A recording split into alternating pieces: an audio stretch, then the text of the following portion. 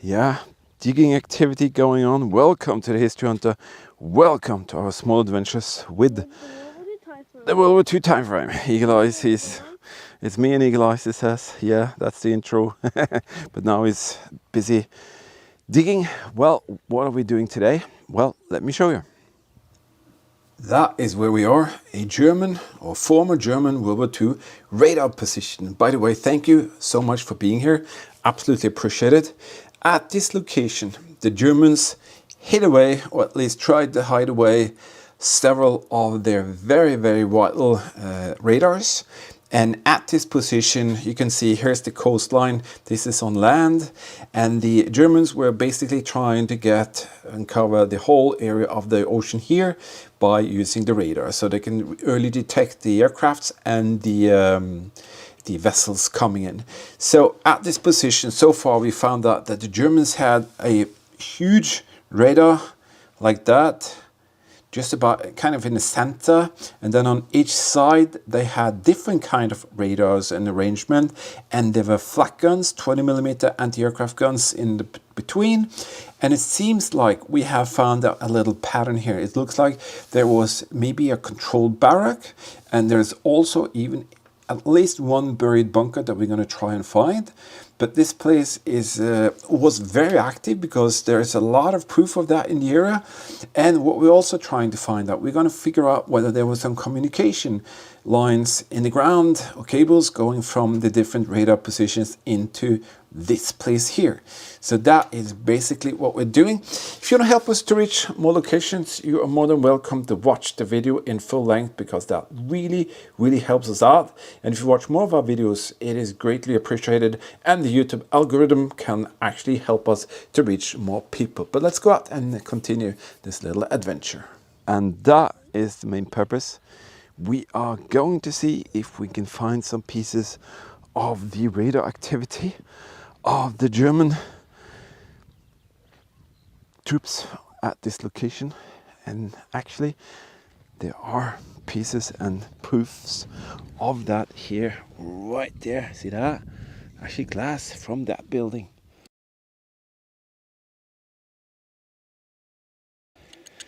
And we're just around that building, and this is basically, it's just some glass pieces from the windows. So we're going to break out the detector, and we are going to see, is that porcelain? Yeah, so the troops were here. Yeah, that's porcelain. So we don't know what we can expect to find, but that's basically it. Just a small little place in the middle of the German territory controlled. And it's something here. Yeah, I'm gonna come. So set up the detector and off we go. And by the way, how can we be so sure that we found the exact spot of this location? That is why. That is the foundation.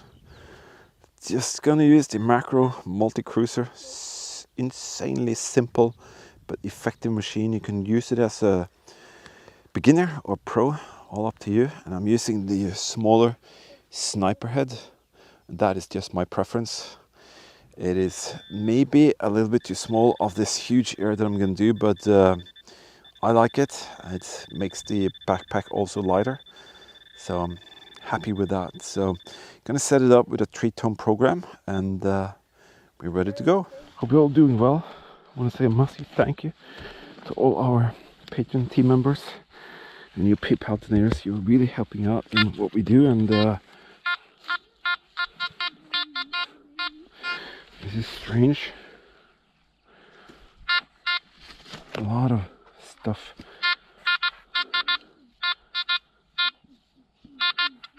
Probably need a pinpointer and all of that. Oh, wow. There you go. This is a cable that's in the ground, and it's been in the ground all the way since the 40s, and it leads to that exact position. So this is actually cables from the German radar installations, and I don't know, It's just cables, but I love this. It's such an incredible little thing to go out into the wilderness, into an area that's been covered with forest for 70 plus years, and then history appears right in front of your eyes. Wow, I love this. I'm gonna continue. Oh, 88. That is interesting. Almost in the surface, so why don't we try and see if there could be something interesting here. Just have to get rid of that. So let's go down a little bit gently here. Holy, oh wow, look at that. It's a cartridge. And from what? I'm gonna check that out. Holy cow. Looks like a 20 millimeter. I'm gonna check it out more. Wow. It is big. Very, very big. I can check. Okay. I'm gonna continue to check it here. 1942. 1942? 20 millimeter. Let me see. 20 millimeter. And the aircraft. Wait. So there it is. This is pretty much the first thing we found there, which confirms what we kind of thought was there. And this is a cartridge from a all-in-con. Basically, it looks something like this.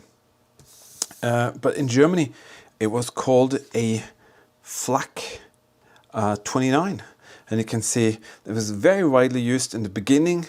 It was a Swiss-made gun, and the Germans got a lot of them before the Second World War, but they also confiscated and took a lot of these guns from different areas where they kind of went in and got the gear from the local military around. So we think that since we know exactly where we are, we're just about here, and we know that this is a hot spot where these cartridges are, then we are assuming that these are actually wartime marked with the dates, correct munition cartridges from the defensive measures from the Olicon of Flak 29 that the Germans had right around to protect the radar system. Is that cool or what? Come on, let's continue the adventure. That actually looks to be curved. You know, the Allied tried to get these guys here many times. So I'm guessing we could find more of that part of the history. That might not be too easy for you to see, but I know exactly what this thing here is. This is a piece of something that the Germans put down in the ground to create a narrow track railroad. So the bar, this is a sleeper, what they call. And this is where the railroad track goes, and it's been connected with that one and that one. That just tells me that they really meant business, because that is a piece of the equipment they needed to get the concrete up there. So they created very quickly a narrow track railroad to have these carts to transport sand and concrete up to the spot here, because it's very remote. And then they could actually easily construct whatever they needed, because they needed to do a lot of antenna array attachments like these.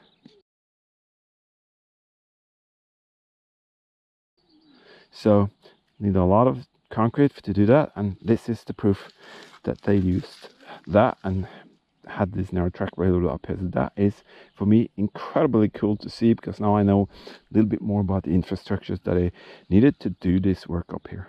80. That is very, oh yes, that's another one. Another cartridge. I'm gonna let him check it. You will come and get it. Wow. Wow. That is so cool. 1943, I think. And do we have a winner here? I can hear something. Yes. Oh. What is that? Is that a 50 caliber from the Allied? It's a 50 caliber. They strafed this spot so many times. Yeah, it's a 50 caliber. That is most likely, it's a dent there. I'm thinking this comes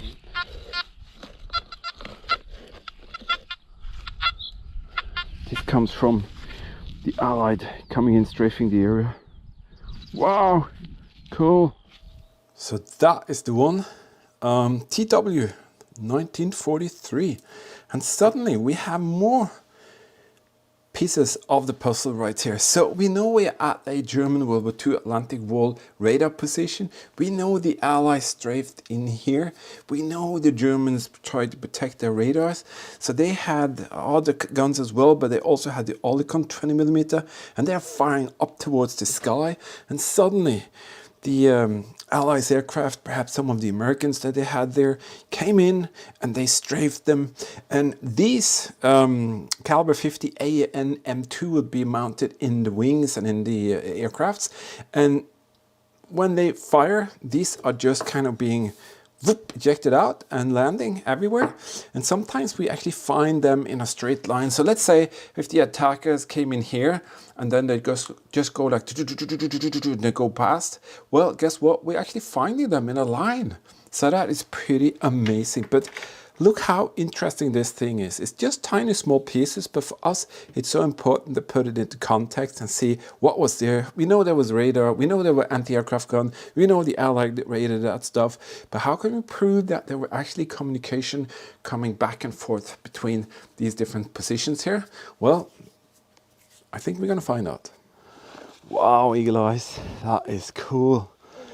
So he has built a fortress with a wall around. There's a little pond behind you. You can clean your hands over there. I'm gonna get a new set of hand and gloves for you. So he's got a gun there, a couple of beautiful guns on the lower part. This is where the enemy can't come. He says there's a minefield here. Very, very cool. Very nice, Eagle Eyes. Did you know that you can become a World War II History Hunter team member and the artifacts here could be passed on to you in this manner and fashion here by creating beautiful World War II dioramas and displays? You can be the future keeper of something very, very special by the history and the history hunting that we share together. Check out the link in the video description. You can click that and you can become a Patreon team member if you want to. Different kind of perks with for your eyes only videos, travel vlogs, restoration projects, all of that good stuff. And if you want to know more, check out the supporter videos in the beginning of each month. But now let's continue our little adventure. Yep, Eagle Eye has got something here. It rang out a 90. Use the pinpointer, you can see it. Don't break it up. It could be something nice, so you have to kind of do this first. What is that? Do you want to take it out? That's a crushed food container. Yeah, it is. That's absolutely what it is. It's a flesh container, which has flesh in, and the soldiers use that. Let me help you. It's a bit tough to, because it's really banged up. Look. Why are banged up? I don't know. Soldiers just discarded it, and there we are. Once upon a time, a German soldier ate his flesh out of this container here, and what can I say? Eagle Eye found it. That is fantastic. Very nice, young man. One of the main targets for this little adventure was to find remnants of the cables going back and forth in the area, and that is one right there. You see that? That goes right into the structure here, and let me show you also inside this structure you have the cables. See that? It's also coming up from a field around here, and that ran several kilometers in the ground from this kind of command central here to the antenna arrays out there in the fields. Cables everywhere. But it's so nice to see that now, sorry, we have a little piece of the puzzle. The forest is gone. Foundation's been found. Cable proves that this is the right spot where they control the power and communication and all of that for the radar systems around. And we find pieces of the enemy attacking the area as well, so very nice. I'm not sure if I see what I'm seeing here, but can you see that? There's a bottle. I don't believe it. This kind of like a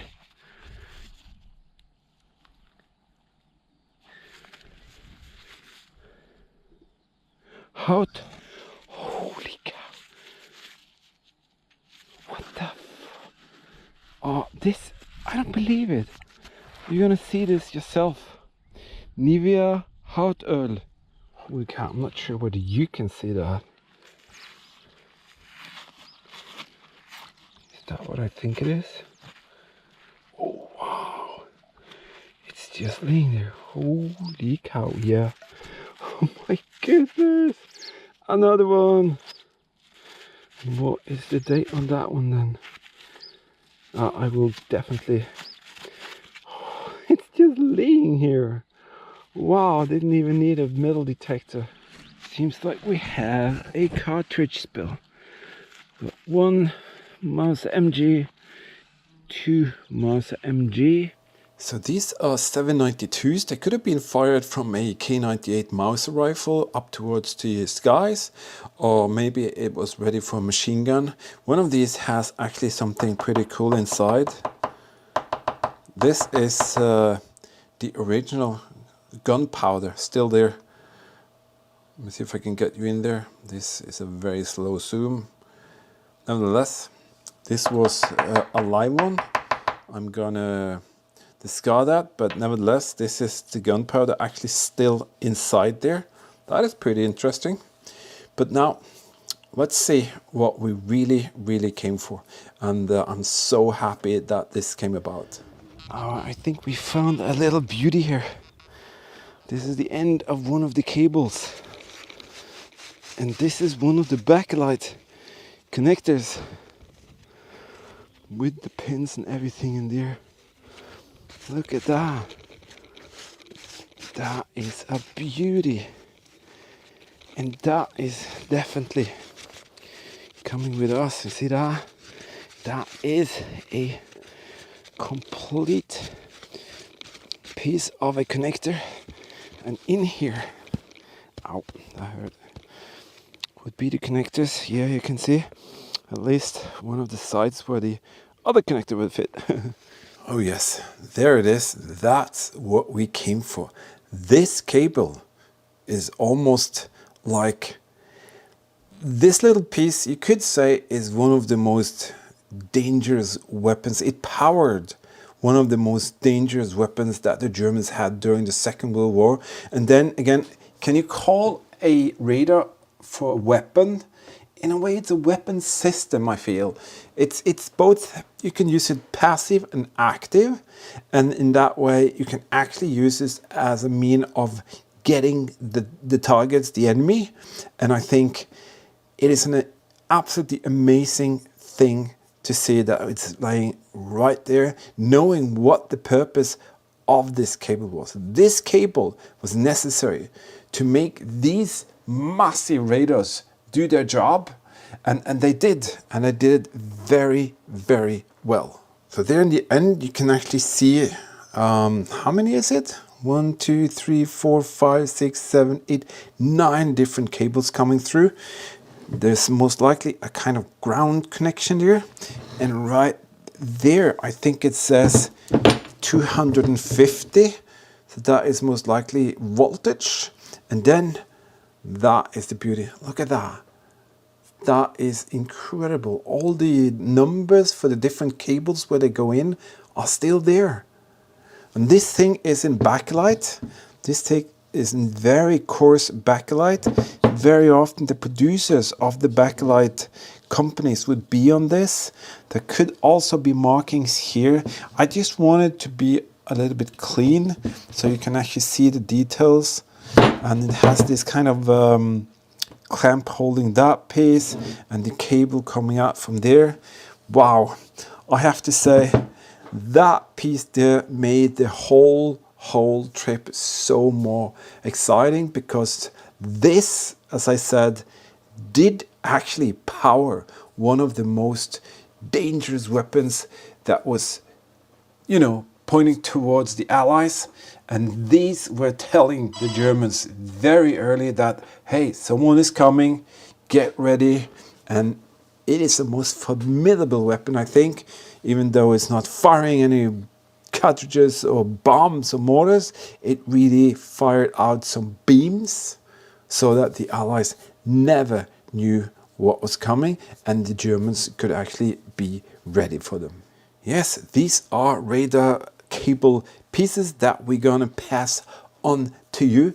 If you want to help us out to reach more incredible locations like this, we have this super thanks feature here. That is your opportunity to maybe help us out to put some gasoline into the fuel tank, go back in time and find these incredible locations that we share with you. Yes, we did find this place where the Germans tried to protect themselves against the Allies coming in and trying to get them. We did find pieces of the Allies coming in trying to get the Germans. And yes, we did find one of the most incredible pieces that I think you could find regarding the radar positions. We did find this cable, which actually powered one of the most dangerous weapons for the Allies, and that was the German radar systems. And I have to say, this was absolutely spectacular. And all of these will be passed on to our supporters. As you saw, if you become a Patreon team member, we pass them on to you actually. So you can see that supporter video coming out in every month, the beginning of every month, and you will end up having one of these pieces. I'll put it into context with some beautiful images and all of that. Thank you for being a Patreon team member. Thank you for donating on the PayPal thing. And thank you for watching, subscribing and commenting. And the best way you can actually help us out, and I'm doing some tests now with the YouTube algorithm. If you watch the videos in full length and you watch more of our videos, I'm sure that the YouTube algorithm will help us out tremendously to reach more people, because it's been very bad towards people like our channel lately. So help us out in any way you can. Thank you for being here. We'll stay safe, keep smiling, and we will definitely see you out there in the very next adventure.